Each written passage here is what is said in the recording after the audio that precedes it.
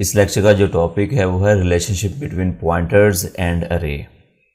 याद रखें कि सी लैंग्वेज के अंदर जो भी अरे होती है वो ज़ीरो इंडेक्स से स्टार्ट होती है। तो जो उसका नाम होता है वो अरे का जो फर्स्ट एलिमेंट होता है उसका मेमोरी एड्रेस उसके अंदर स्टोर होता है। तो वो जो उसका नाम होगा उस अरे का उसे हम कहते हैं कांस्टेंट पॉइंटर्स, और उसके अंदर अरे के फर्स्ट एलिमेंट का जो एड्रेस वो मौजूद होता है। अब ये देखें कि ये मैंने एक अरे बनाई है, उसका नाम y रखा है, तो y जो होगा वो फर्स्ट जो इसका इंडेक्स है वो 0 है, तो ये इसके अंदर एड्रेस पड़ा होगा ये वाला। तो इसकी जो अरे की डाटा टाइप है वो इंट है और ये अंदर उसके वैल्यूज़ हैं। अगर आप y0 लिखते हैं तो ये सी आउट लिख कर आगे y0 इस तरह लिख कर जब आप प्रिंट करवाएंगे तो ये वैल्यू प्रिंट होगी, 1 कर देंगे तो ये, 2 कर देंगे तो ये, इस तरह सो ऑन। अब ये देखें कि यहाँ पर मैंने सारा कोड लिखा हुआ है, तो उस अरे का यहाँ पर 4 लिखा और आगे इस अरे को वैल्यू दे दी। अब इस स्टेटमेंट में मैंने क्या किया, एक पॉइंटर बनाया p के नाम से, और अब मैं इस पॉइंटर को मेमोरी एड्रेस देता हूँ। अभी मैंने जो आपको बात बताई वो ये है कि जो आप अरे का नाम रखेंगे उसके अंदर मेमोरी एड्रेस मौजूद होता है। तो अरे का नाम क्या है इस वक्त y, आपने अगर जो भी रखा है a रखा है तो आप a लिख दें, जो भी उसका नाम होगा। अब ये जो इसका नाम है इसमें फर्स्ट एलिमेंट का एड्रेस है, तो वो क्या करेगा p को दे देगा, यानी कि जो हमारा पॉइंटर है। तो जब आपने एड्रेस असाइन करना है तो p के साथ स्टार नहीं लिखना, तब ये रेडी होता है, ये कहता है कि मुझे जो है वो मेमोरी एड्रेस दे दो y को, जो भी इसके असाइनमेंट ऑपरेटर के सामने जो भी वेरिएबल लिखेंगे उसका। इस वक्त तो y लिखा, y क्या है अरे, इसका जो ये फर्स्ट इंडेक्स है ना ये वाला, इसका जो मेमोरी एड्रेस है वो अब इसमें चला गया p के अंदर। तो अब मैं सी आउट की मदद से क्या करता हूँ, अगर मैं सिंपल p लिख देता हूँ तो उस मेमोरी एड्रेस जो इसने होल्ड किया है वो ही प्रिंट हो जाएगा। ये लें, मैं आपको चला कर दिखा देता हूँ। ये देखें कि जस्ट p लिखने से मेमोरी एड्रेस जो है वो प्रिंट हो गया। अगर मैं यहाँ पर स्टार p करता हूँ, ये स्टार और फिर p किया, तो अब देखें क्या होता है, अब वो वैल्यू प्रिंट करेगा। ये देखें स्टार p करने से वैल्यू प्रिंट हुई है। अगर मैं इस पॉइंटर को इंक्रीमेंट करता हूँ, ये पॉइंटर है, इसको प्लस प्लस से इंक्रीमेंट यानी कि इंक्रीमेंट ऑपरेटर लगाया, तो अगर आप एक नॉर्मल वेरिएबल को इंक्रीमेंट करते हैं तो उसकी वैल्यू अगर 5 है तो 6 हो जाती है, 6 है तो 7 हो जाएगी, यानी कि जितनी बार इंक्रीमेंट करेंगे उसकी एक वैल्यू बढ़ जाती है। पॉइंटर के केस में क्या होगा कि अगर उसमें किसी अरे का फर्स्ट इंडेक्स का एलिमेंट मौजूद है तो जब आप उसे इंक्रीमेंट करेंगे तो होगा क्या कि मेमोरी में अगर वो उसका ब्लॉक 4 बाइट्स ले रहा है तो उतने बाइट्स वो आगे मूव होकर नेक्स्ट इंडेक्स में चला जाएगा। अब देखें ना, इसको एक बार इंक्रीमेंट करने से ये इधर शिफ्ट हो जाएगा। तो अब मैं अगर इसकी वैल्यू प्रिंट करूंगा तो वो 46 जो है उधर वैल्यू पड़ी होगी वो प्रिंट करेगा। अब देखें ना, एक बार इंक्रीमेंट करने से, अब मैं इसको चलाता हूँ प्रोग्राम को, तो 46 जो है वो देखें प्रिंट कर रहा है 46। अगर इसको एक बार फिर मैं इंक्रीमेंट करता हूँ, ये ले एक बार मैंने फिर इसको इंक्रीमेंट कर दिया, तो अब ये यहाँ से मूव होकर इधर आ जाएगा। मैं इस प्रोग्राम को फिर चला कर दिखाता हूँ। ये देखें 37 पर आ गया, तो इधर भी वैल्यू क्या है 37। अगर फिर इंक्रीमेंट करेंगे इधर आ जाएगा, फिर इंक्रीमेंट करेंगे इधर आ जाएगा, और फिर इंक्रीमेंट करेंगे तो हमारी जो अरे है उससे बाहर निकल जाएगा। और जो उधर किसी वेरिएबल का, किसी और प्रोग्राम का अगर कोई वहाँ पर डाटा पड़ा है तो वहाँ से ये रीड करके आपको दिखा देगा। रीड करने में तो कोई प्रॉब्लम नहीं है, अगर आप पॉइंटर की मदद से उधर कुछ चीज़ लिखने लगेंगे तो वो प्रोग्राम हो सकता है क्रैश कर जाए।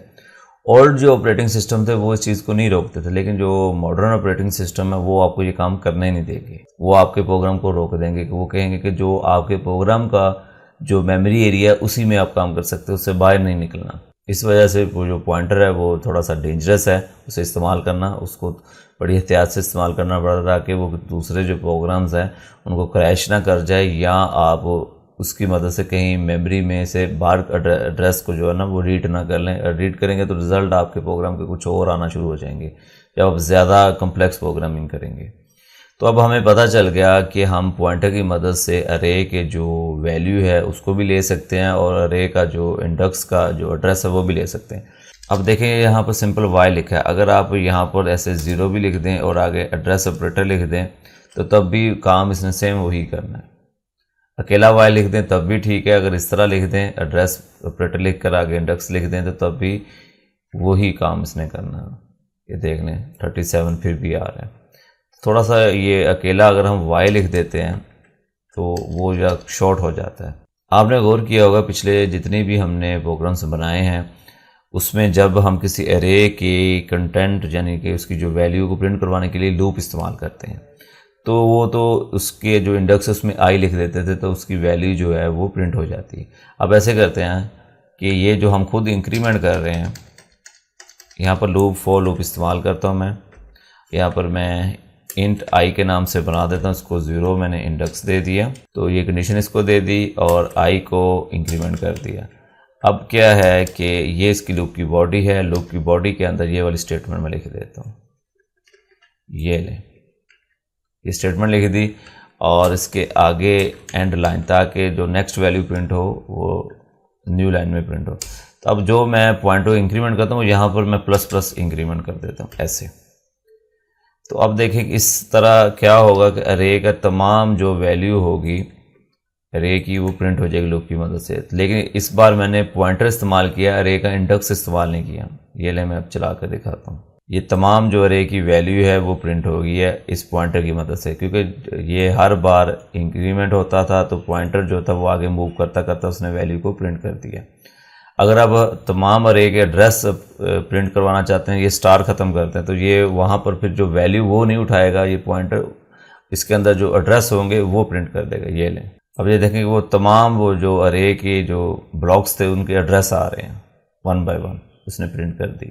यहाँ पर लोग गलती करते हैं कि स्टार जो है वो वैल्यू लेने के लिए स्टार नहीं लिखेंगे तो फिर ये एड्रेस आपको रिटर्न करेगा ये पॉइंटर। अब मैं चाह रहा हूँ कि जैसा कि मैंने अभी कुछ देर पहले आपको बताया कि अगर इसको हम अरे से बाहर ले जाना चाहते हैं तो इसके वैल्यू यहाँ से बढ़ा देते हैं। तो अब ये जो हमारे प्रोग्राम के जो मेमोरी ब्लॉक्स नहीं भी हैं उनकी भी जो मेमोरी एड्रेस है वो लेना चाहते हैं तो वो ले लें, अदरवाइज़ मैं उनको वहाँ से वैल्यू उठाना चाहता हूँ। अब देखें ये पॉइंटर जो है वो आपको वहाँ से वैल्यू उठा कर दे देगा। इसने क्या किया 100 तक तो हमारी अरे थी उसमें हमने वैल्यू दी हुई थी, उसके बाद जो अदर प्रोग्राम थे उनकी वैल्यू को उठा कर ये आपको दे रहा है। ये देख लें ये बाहर निकल गया अरे से। तो पॉइंटर इस वजह से थोड़ा डेंजरस है इस्तेमाल करना, इसको एहतियात से आप इस्तेमाल करेंगे। अब देखें कि अगर हम इसे इंक्रीमेंट जब करवाते हैं तो कोशिश करें कि इसके साथ ब्रैकेट इस्तेमाल करें, ब्रैकेट जो है वो बेस्ट रहती है। तो अब देखें ब्रैकेट अगर आप ना भी लिखें फिर भी ये इसका एड्रेस जो है वो इंक्रीमेंट हो जाता है और ये इंक्रीमेंट होकर 46 जो है वो प्रिंट करवाएगा। तो अगर आप इसकी जो पॉइंटर अगर उसकी वैल्यू को एक बढ़ाना चाहते हैं, इंक्रीमेंट करवाना चाहते हैं तो यहाँ पर स्टार अंदर दे दें, ब्रैकेट्स ऐसे। तो अब क्या होगा एड्रेस इंक्रीमेंट नहीं होगा। ये किसको पॉइंट कर रहा है इस वक्त, ये पॉइंट कर रहा है 56 को, ये पी यहाँ से, क्योंकि 0 इंडेक्स में 56 है। तो 56 की जो स्टार लगाने से ये होगा कि पॉइंटर को ये कहा गया है कि तुम्हारा अंदर जो एड्रेस है उसके अंदर जो वैल्यू को तलाश करो और उस वैल्यू को इंक्रीमेंट करो। अब देखें ये 56 है जो 57 प्रिंट होगा, ये देखें वैल्यू इंक्रीमेंट होगी। लेकिन अगर आप ये स्टार ख़त्म कर देंगे तो ये फिर क्या होगा, उसी तरह फिर ये अगले फिर जो इंडेक्स है वहाँ पर मूव कर जाएगा। ये देखें 56 पर मूव कर गया।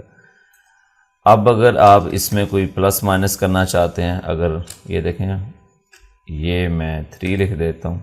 अब देखें 3 ऐसे लिखने से क्या होगा कि जो पॉइंटर है उसका एड्रेस जो है वो इंक्रीमेंट 3 बार होकर 59 पर पहुँच जाएगा।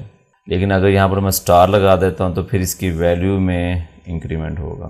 ये देखें अब जो 56 है उसमें 3 जो है वो इंक्रीमेंट हो गया है। यहाँ अगर अब उसमें 10 करते हैं इंक्रीमेंट, ये लें